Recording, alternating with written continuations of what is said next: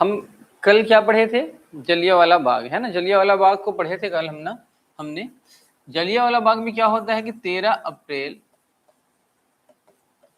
1919 को बैसाखी का दिन है। बैसाखी के दिन जनरल डायर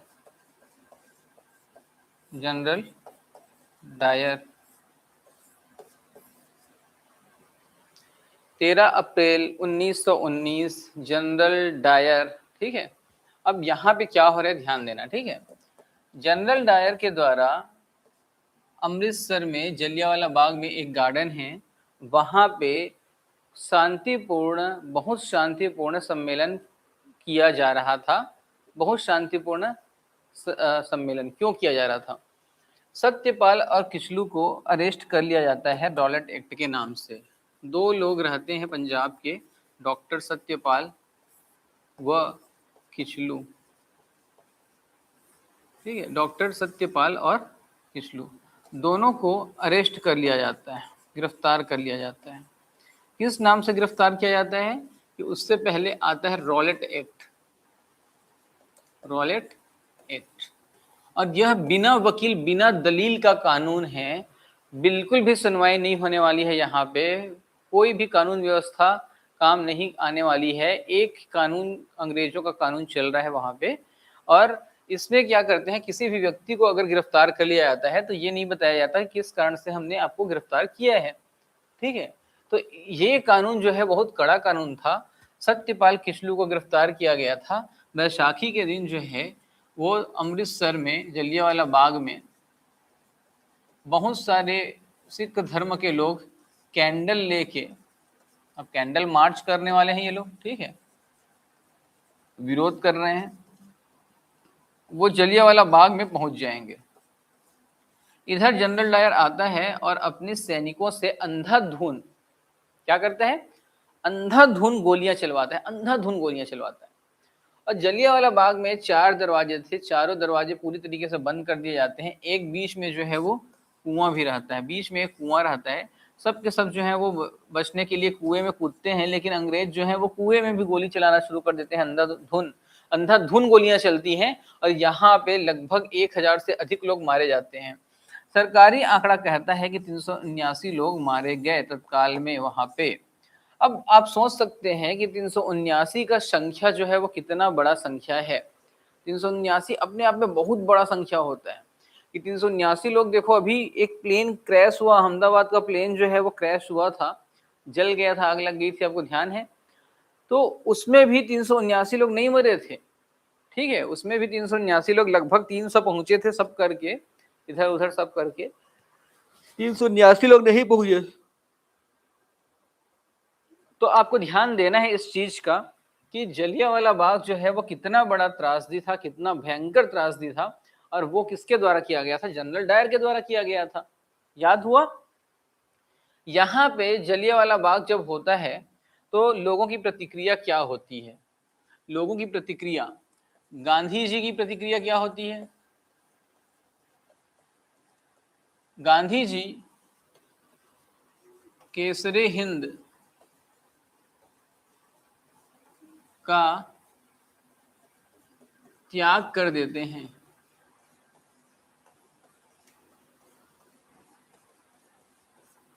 केसरे हिंद का त्याग गांधी जी कर देते हैं। केसरे हिंद का त्याग गांधी जी कर देते हैं। याद हुआ? दूसरा, रविंद्रनाथ टैगोर क्या कर रहे हैं? रविंद्रनाथ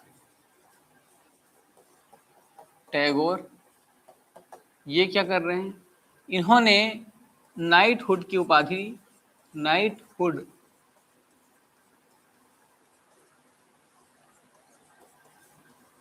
की उपाधि का त्याग किया।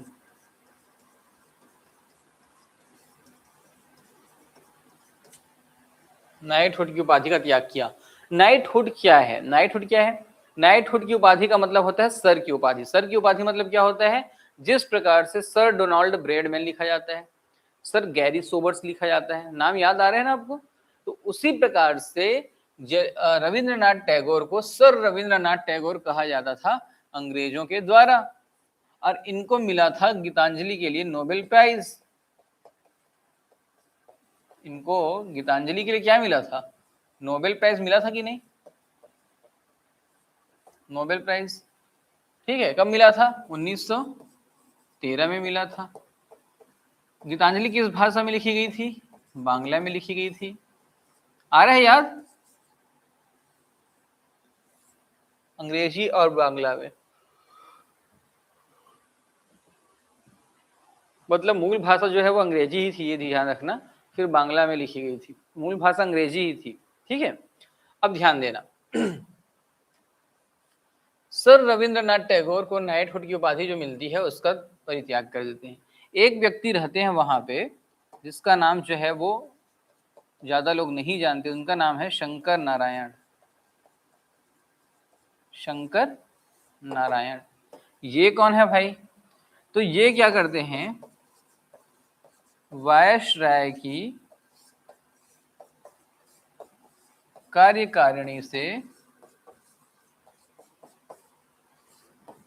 इस्तीफा देते हैं। इस्तीफा, वायसराय की कार्यकारिणी से इस्तीफा देते हैं। कौन देते हैं? शंकर नारायण देते हैं वायसराय की कार्यकारिणी से इस्तीफा। अब शंकर नारायण कौन है भाई? शंकर नारायण है अक्षय कुमार। अक्षय कुमार कैसे हो गए सर? तो अक्षय कुमार कैसे नहीं हुए? अभी कुछ दिन पहले, 2 माह पहले या 3 माह पहले एक मूवी आई थी, याद आ रहा है कि नहीं आ रहा है? अक्षय कुमार की एक मूवी आई थी और वो बेस्ड था जलियांवाला बाग हत्याकांड के ऊपर। और वो बेस्ड था किसके ऊपर? तो वो बेस्ड था शंकर नारायण के ऊपर। शंकर नारायण कौन थे? शंकर नारायण जो है वो भारतीय मूल के ब्रिटिश थे, मतलब ब्रिटिश की नागरिकता उन्होंने ग्रहण कर ली थी, सिटीजनशिप जो है वो ब्रिटिश का ले लिया था और भारतीय मूल के कहे जाते थे, दक्षिण भारत के थे, इसीलिए उनका नाम था शंकर नारायण। अब क्या हो रहा है कहानी? तो अब जो है जलियांवाला बाग जो होता है, जलियांवाला बाग जब होता है तो जलियांवाला बाग से पहले शंकर नारायण जो है वायसराय की कार्यकारिणी में शामिल हुए रहते हैं। यह एक वकील हैं, वकीलों की जो कार्यकारिणी है उसमें भी शामिल होते हैं। तेज तर्रार वकील हैं, बहुत अच्छे वकील हैं, बहुत योग्य और इंटेलिजेंट वकील हैं। लेकिन इनको नहीं पता है तब तक कि अंग्रेज जो है वो शोषण कर रहे हैं। इनको तब तक नहीं पता है कि अंग्रेज हमारा शोषण कर रहे हैं। तो इनको कैसे पता चलेगा? इनको पता चलता है जलियांवाला बाग होने के बाद। जब ये हत्याकांड होता है, जब इस प्रकार का चीज होगा तो शंकर नारायण को भी बहुत दुख होगा, और दुख होगा, वो भारतीयों को समझने का प्रयास करते हैं, अंग्रेजों को भी समझने का प्रयास करते हैं, और उसके पश्चात ये तय करते हैं कि वायसराय की कार्यकारिणी में मुझे जो स्थान मिला है वो बिल्कुल भी ठीक नहीं है। मैं इन कातिल लोगों के साथ, हत्यारों के साथ नहीं रह सकता, और इसीलिए उन्होंने वायसराय की कार्यकारिणी से क्या दे देते हैं? इस्तीफा दे देते हैं, रिजाइन दे देते हैं। तो शंकर नारायण जो है उसकी कहानी आपको पता चल गई। अब इस कहानी के पश्चात जो है जलियांवाला बाग के पश्चात एक कमेटी बनती है। क्या बनती है? कमेटी, या बनती है समिति। क्या बनती है? समिति बनती है। इस समिति का नाम क्या है? जलियांवाला बाग हत्याकांड के बाद एक समिति बनती है, हंटर। इस समिति का नाम है हंटर कमेटी। हंटर कमेटी कब बनती है? 1919 में। हंटर कमेटी में सदस्य कौन रहते हैं? चीमनलाल सीतलवाड़। चीमनलाल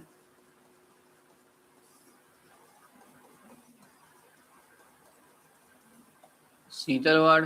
दूसरा कौन सदस्य रहता है इसमें? चीमनलाल सीतलवाड़। पहला मोहम्मद सादुल्ला।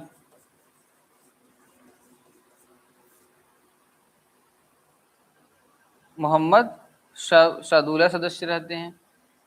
चीमनलाल सीतलवाड़ सदस्य हैं, मोहम्मद सादुल्ला यहाँ पे सदस्य हैं, और एक सदस्य और है जिनका नाम थोड़ा सा मैं भूल रहा हूँ। चीमनलाल सीतलवाड़, मोहम्मद सादुल्ला तो थे, एक और सदस्य थे जिनका नाम मैं भूल रहा हूँ, और बड़ा अच्छा नाम है उनका भी नाम जो है वो एकदम अच्छा सा है, भूल रहा हूँ, थोड़ा टाइम में बताऊंगा। तो हंटर कमेटी में ये लोग सदस्य थे, और ये लोग समझ सकते हो आप कि कांग्रेस के तरफदार। देखो ये लोग कौन है, इनका नाम आप पॉपुलर है क्या? नहीं है, इनका नाम पॉपुलर नहीं है। तो ये लोग कौन है? तो ये लोग ब्रिटेन के, कुल मिला के ब्रिटिश के क्या हैं, चेले लोग हैं जो हाँ में हाँ मिलाएंगे। हंटर कमेटी, इतनी बड़ी कमेटी बनी हुई है, यहाँ पे हंटर कमेटी में दोष साबित किया जाएगा किसके ऊपर? जनरल डायर के ऊपर। लेकिन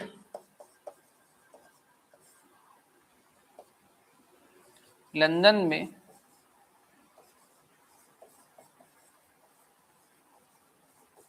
स्वॉर्ड ऑफ ऑनर से सम्मानित किया जाएगा। स्वॉर्ड ऑफ ऑनर से इन्हें सम्मानित किया जाएगा। याद हुआ? स्वॉर्ड ऑफ ऑनर से इन्हें सम्मानित किया जाएगा। याद हुआ कि नहीं? तो यहाँ पे ध्यान देना है कि स्वॉर्ड ऑफ ऑनर से जनरल डायर को सम्मानित किया गया। अब कांग्रेस ने भी एक कमेटी बनाई। कांग्रेस ने भी क्या किया? एक कमेटी बनाई। हंटर कमीशन जो है वो बना तो था अंग्रेज शासन के दौरान। कांग्रेस ने कमेटी बनाई। कांग्रेस ने कमेटी बनाई तो वहां पे अध्यक्षता कौन करेंगे? मदन लाल। अरे यार मैं गलत लिख दिया, मदन लाल नहीं,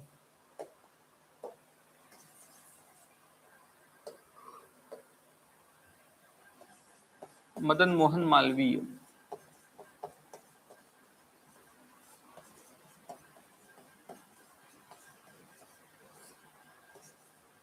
मदन मोहन मालवीय। उसमें और कौन सदस्य हैं? तो उसमें है मोहनदास करमचंद गांधी। मोहन दास मतलब महात्मा गांधी। और कौन सदस्य हैं? मोतीलाल नेहरू। एम। याद हुआ कहानी? अब कांग्रेस जो है और हंटर कमेटी दोनों के दोनों ने जनरल डायर को सजा सुनाई है, लेकिन सजा होगी क्या? सजा बिल्कुल भी नहीं होती है, ये ध्यान रख लेना, सजा नहीं होती। और मैंने बताया भी लंदन में स्वॉर्ड ऑफ ऑनर के साथ सम्मानित किया जाएगा जनरल डायर को। अब यहाँ पे एक कहानी और देखिए। साल था 1940, जगह है लंदन। साल था 1940, जगह है लंदन। लंदन में जो है वो एक व्यक्ति है, उसका नाम है सरदार उधम सिंह। क्या नाम है? सरदार उधम सिंह। और सरदार उधम सिंह क्या करते हैं? जनरल ओडायर को जान से मार देते हैं, मार डालते हैं। जनरल ओडायर कौन है और जनरल डायर कौन है? दोनों एक ही व्यक्ति हैं क्या? दोनों एक ही व्यक्ति नहीं है, दोनों अलग अलग व्यक्ति हैं, ये ध्यान रखना। दोनों क्या हैं? अलग अलग व्यक्ति हैं। तो जनरल डायर, जनरल ओडायर अलग हैं। जनरल डायर जो है ये व्यक्ति जो है वो आदेश दिए रहते हैं सैनिकों को अंग्रेज जलियांवाला बाग में गोली चलाने के लिए। लेकिन जनरल ओडायर कौन है? तो जनरल ओडायर है पंजाब प्रांत के गवर्नर थे उस समय तत्कालीन।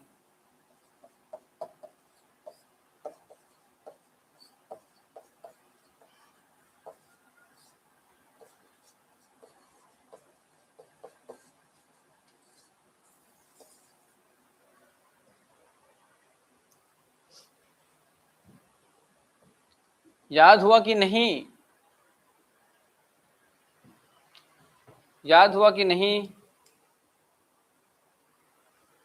जनरल डायर आदेश देते हैं, जनरल ओडायर को मार डालता है सरदार उधम सिंह। तो जनरल डायर जो है वो 1919 में जलियांवाला बाग हत्याकांड में रहते हैं, सेना नायक हैं ये कौन है? सेना नायक हैं।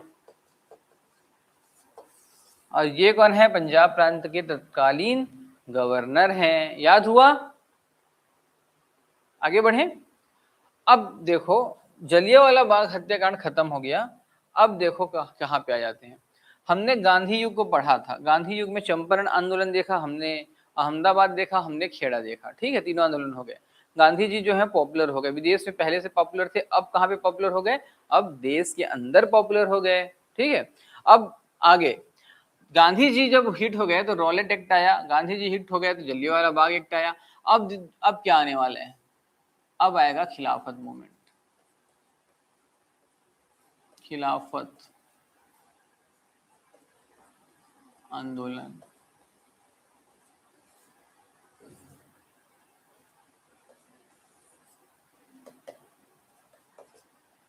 खिलाफत आंदोलन क्या है, खिलाफत आंदोलन क्या है?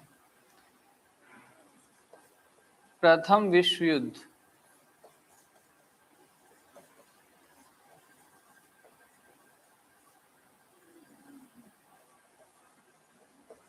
के पश्चात तुर्की के साथ सेव्रे की संधि होती है, सेव्रे की संधि होती है। संधि के अनुसार क्या होगा,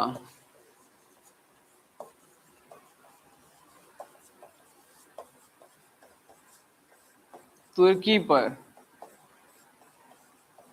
हर्जाना लादा जाएगा। तुर्की ने साथ दिया था ब्रिटेन का, नहीं, तुर्की ने साथ दिया था जर्मनी का। तो यहाँ पे जर्मनी के साथ साथ तुर्की पे भी हर्जाना जो है कॉम्पनसेशन जो है वो थोपा जाएगा, ठीक है। अब देखो यहाँ पे तुर्की पर हर्जाना जो है वो लादा जाएगा। अब यहाँ पे होना क्या है, देखो देखना, ठीक है। स्थिति क्या होगी, तुर्की का खलीफा पूरे विश्व के मुसलमानों का धर्म गुरु है। पूरे विश्व के मुसलमानों का धर्म गुरु कौन है, तुर्की का खलीफा पूरे विश्व के मुसलमानों का धर्म गुरु है। अब ये क्या करता है, इसको जो है इस खलीफा के पद को समाप्त कर दिया गया, समाप्त कर दिया गया।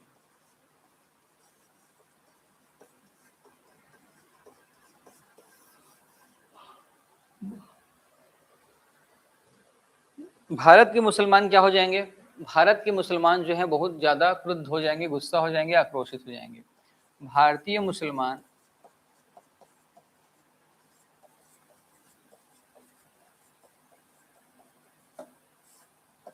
आक्रोशित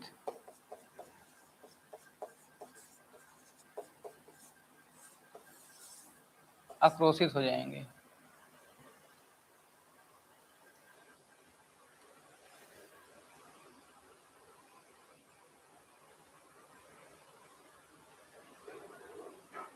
भारतीय मुसलमान क्या हो जाएंगे, आक्रोशित हो जाएंगे। अब भारतीय मुसलमान जब आक्रोशित हो जाएंगे, भारतीय मुसलमानों ने साथ दिया था ब्रिटेन का साथ दिया था प्रथम विश्व युद्ध के दौरान, जहाँ पे तुर्की का खलीफा विश्व के मुसलमानों का धर्म गुरु है, और उसी पद को ये लोग समाप्त कर रहे हैं, कौन, अंग्रेज। तो भारतीय मुसलमान आक्रोशित हो जाएंगे। और यहाँ पे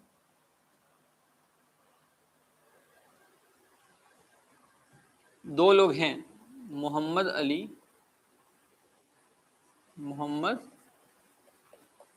अली और शौकत अली, दोनों के नेतृत्व में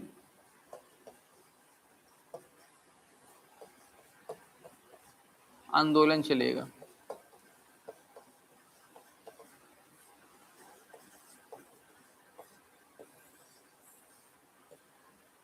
दोनों के नेतृत्व में क्या चलेगा, आंदोलन। याद हुआ, और यही आंदोलन कहलाता है खिलाफत। खिलाफत का मतलब होता है बायकॉट। यही आंदोलन कहलाता है खिलाफत। इसके अध्यक्ष कौन हैं? मुस्लिम टीम जो है वो आएगी, अध्यक्षता दे देगी गांधी जी को। गांधी जी बहुत बुजुर्ग हैं, आप ही संभालो भाई इसको। गांधी जी परेशान हो गए, अरे यार मेरे को ही चुनते हो सबके सब, मैं अकेले कितना काम करूंगा, वो भी परेशान हो गए। ठीक है, खिलाफत आंदोलन के पश्चात अब देखो ये आंदोलन खत्म हो गया। अब खिलाफत आंदोलन खत्म नहीं हुआ है ऐसे, अभी देखो असहयोग। असहयोग क्या है? असहयोग का मतलब होता है नॉन कोऑपरेशन। नॉन कोऑपरेशन, असहयोग आंदोलन, मूवमेंट। नॉन कोऑपरेशन, असहयोग आंदोलन। असहयोग आंदोलन जो है वो शुरू करने के लिए गांधी जी को भारतीयों ने पहले से प्रेरित करना शुरू कर दिया था। बार बार उनको गांधी जी को बोलते थे कि असहयोग आंदोलन शुरू कीजिए, असहयोग आंदोलन शुरू कीजिए, असहयोग आंदोलन शुरू कीजिए। अब गांधी जी अब आके असहयोग आंदोलन शुरू करते हैं। अब असहयोग आंदोलन जब शुरू करना था तो उससे पहले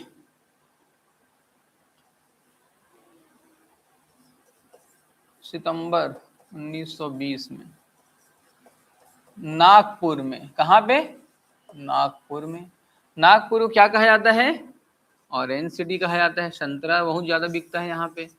नागपुर में, सॉरी नागपुर नहीं यार, इसको कलकत्ता लिख लो।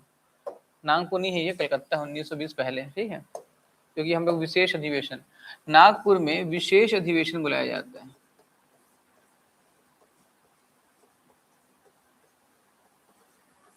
बुलाया जाता है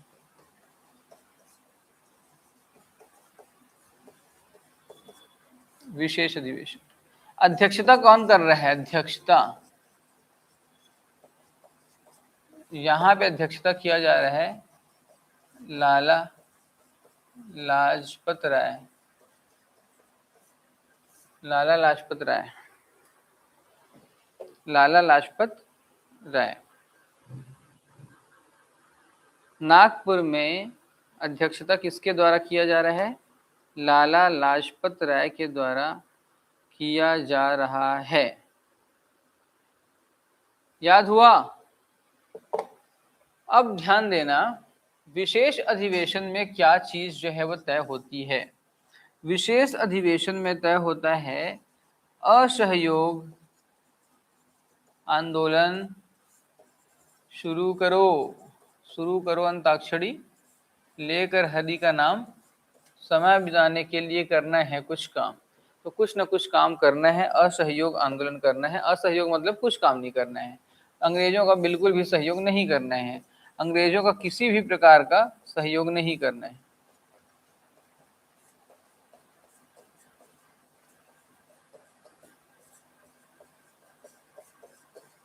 याद हुआ?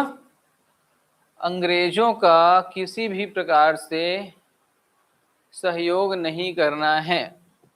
अब लाला लाजपत राय की अध्यक्षता में, क्या लिखे हो? लाला लाजपत राय लिखे हो।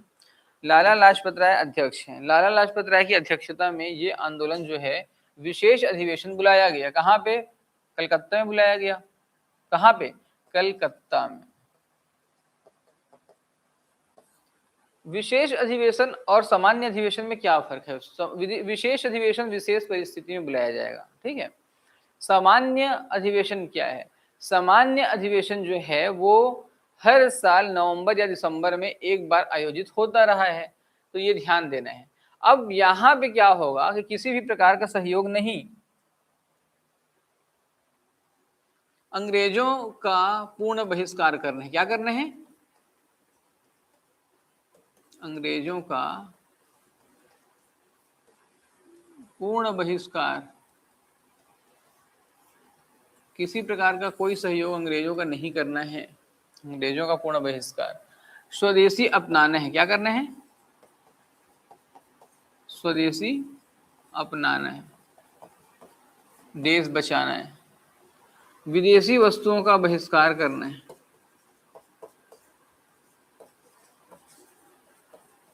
अभी चल रहा था, किस समय चल रहा था? कोरोना के समय चल रहा था। विदेशी हटाओ, विदेशी हटाओ, कोरोना के समय बहुत चला। विदेशी बहिष्कार करना है। असहयोग आंदोलन जिस दिन शुरू हुआ 1 अगस्त को 1920 को, इसी दिन जो है वो मृत्यु हो जाती है किसकी? बाल गंगाधर तिलक की। तिलक की मृत्यु हो जाती इसी दिन 1 अगस्त 1920 को। अब कांग्रेस देखो, स्वदेशी कोलकाता के विशेष अधिवेशन में इसको चालू करने के लिए बोला गया था, लेकिन जब 1920 में ही कांग्रेस का अधिवेशन हुआ नागपुर में, कहाँ हुआ? अध्यक्षता कौन करेगा? अध्यक्षता कर रहे थे वी राघवाचारी।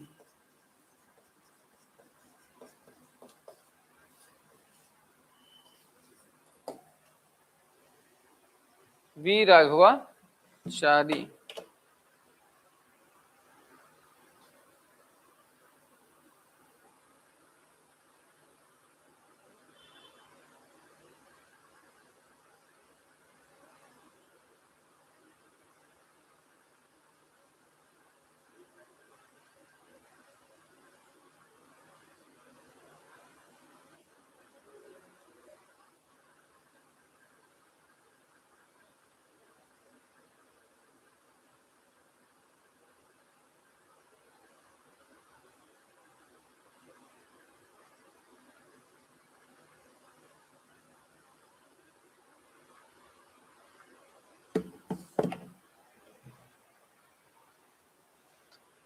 वी राघवाचारी की अध्यक्षता में नागपुर में 1920 में अधिवेशन कांग्रेस का हो रहा है।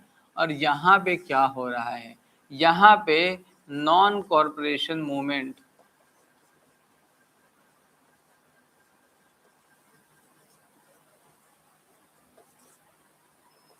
इसे क्या करते हैं? सहमति दे दी जाती है। सहमति, अप्रूवल दे दी गई, दे दी गई, अप्रूवल मिल गया। याद हुआ? अब देखो, नागपुर में असहयोग आंदोलन अप्रूवल हो गया, तिलक जी की मृत्यु इसी दिन हो गई, और इस पूरे आंदोलन के दौरान तिलक स्वराज फंड बनाया गया। तिलक स्वराज फंड बनाया गया। स्वराज की बात ये करते थे, स्वराज मेरा जन्मसिद्ध अधिकार है, और तिलक स्वराज फंड के जो है के नाम से हर एक कांग्रेस के कार्यकर्ता से पैसे दान में लिए जा रहे थे, अनुदान में लिए जा रहे थे। ठीक है, तो तिलक स्वराज फंड के लिए बिलासपुर, रायपुर में भी आते हैं और वहां से भी पैसा इकट्ठा करके जाते हैं ये लोग, ध्यान दीजिएगा। ठीक है, अब देखिए, ये आंदोलन बहुत अच्छे से चल रहा था। उसी समय जो है गोरखपुर में चौरा चौरी कांड होता है। क्या होता है? चौरा चौरी।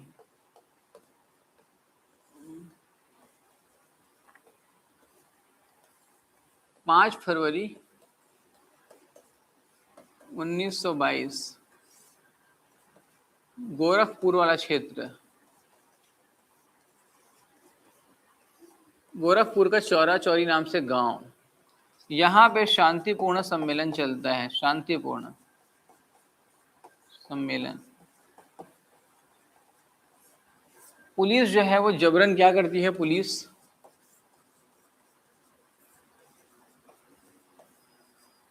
जबरन कुछ लोगों को उठा के ले जाती है।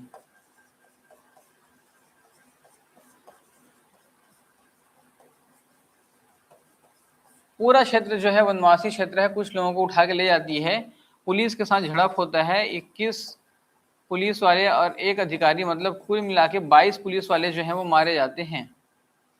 गांधी जी इस सब घटना से परिचित हुए, उनको पता चला। गांधी जी को लगा कि भारत में अभी भी लोग जो हैं अहिंसा और सत्य के रास्ते पे चलने के लायक नहीं हैं। उन्होंने अहिंसा की परिभाषा अभी तक अच्छे से नहीं सीखी है। याद आ रहा है? अच्छे से कोई भी परिभाषा नहीं सीखा है, और इसलिए इस चौरा चौरी कांड के पश्चात 22 पुलिसकर्मी क्या हुए? मारे गए।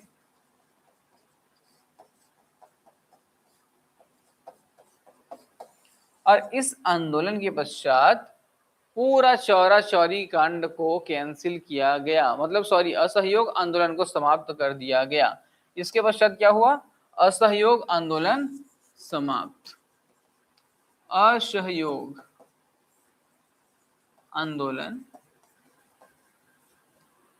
समाप्त। किस प्रस्ताव से? तो बारदोली प्रस्ताव के तहत, बारदोली प्रस्ताव के तहत, बारदोली प्रस्ताव के तहत इसको कैंसिल कर दिया गया। असहयोग आंदोलन जैसे खत्म हुआ तो बहुत बड़ा विरोध हुआ। असहयोग आंदोलन जो है जब खत्म होगा, समाप्त होगा, तो बहुत बड़ा विद्रोह नहीं, जनमत जो है वो गांधी जी के पक्ष में नहीं रहेगा। जैसे कौन कौन लोग विरोध करेंगे इसका? चित्तरंजन दास, सुभाष चंद्र बोस, जवाहरलाल नेहरू, मोतीलाल नेहरू जो प्रमुख सदस्य थे, है ना, स्वराज पार्टी के, ये सब विरोध करना शुरू करेंगे। असहयोग आंदोलन जो है उसका पहले से ही विरोध कौन कर रहे थे? तो मोहम्मद अली जिन्ना विरोध कर रहे थे। और जिन्ना के साथ जो है मदन मोहन मालवीय भी, बीएचयू के संस्थापक भी इसका विरोध कर रहे थे। इसको भी याद करना है। तो आज के लिए इतना ही। कल का जो टॉपिक है वो आगे स्वराज पार्टी को हम लोग पढ़ेंगे, आगे बढ़ेंगे। उसके बाद देखेंगे काकोरी कांड को देखेंगे। उसके बाद भगत सिंह, सुखदेव, राजगुरु के कारनामों को देखेंगे और पूर्ण स्वराज प्राप्ति और महात्मा गांधी का दांडी मार्च भी देखेंगे। तब तक के लिए धन्यवाद।